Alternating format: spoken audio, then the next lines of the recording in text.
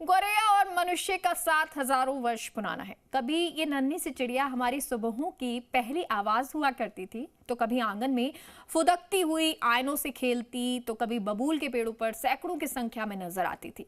लेकिन आधुनिक जीवन शैली, शहरीकरण, बढ़ते प्रदूषण और मोबाइल टावर से निकलने वाली रेडिएशन के कारण गौरैया की संख्या में तेजी से गिरावट आई है। गाँव में अब भी इसकी चहचहाहट सुनाई देती है, लेकिन वहां भी इसकी आबादी कम होती जा रही है। ये रिपोर्ट देखिए।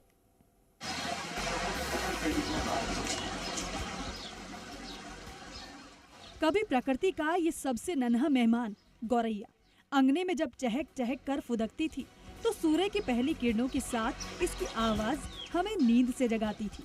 बच्चों के चेहरे पर मुस्कान बिखर जाती थी। खासकर गांव कस्बों में ये हमारी जिंदगी का एक अहम हिस्सा हुआ करती थी। लेकिन बढ़ते प्रदूषण, शहरीकरण, मोबाइल टावरों से निकलने वाले रेडिएशन से इसकी आबादी कम होती चली गई। गौरैया केवल एक आम पक्षी नहीं, बल्कि हमारे पारिस्थितिकी तंत्र का एक महत्वपूर्ण हिस्सा है। ये सर्वाहारी पक्षी अनाज, बीज और कीट पतंगों का सेवन कर जैविक नियंत्रण में मदद करती है। शोधकर्ताओं के अनुसार एक गौरैया अपने बच्चों को पालने के दौरान प्रतिदिन 270 बार कीट और लार्वा खिलाती है, जिससे फसलों को हानि पहुंचाने वाले कीटों की संख्या नियंत्रित रहती है। ये खाद्य श्रृंखला का भी एक अहम भाग है।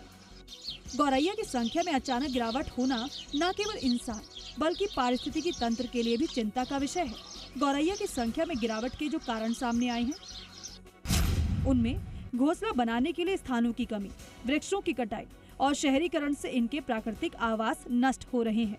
कई अध्ययनों में ये सामने आया है कि मोबाइल टावरों से निकलने वाला विकिरण गौरैया के नेविगेशन और प्रजनन क्षमता को प्रभावित करता है।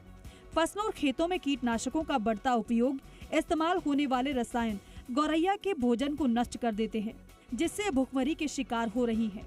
कबूतर और मैना जैसे पक्षी इनके आवास और भोजन पर कब्जा कर लेते हैं, जिससे इनके लिए अस्तित्व बचाना मुश्किल होता जा रहा है।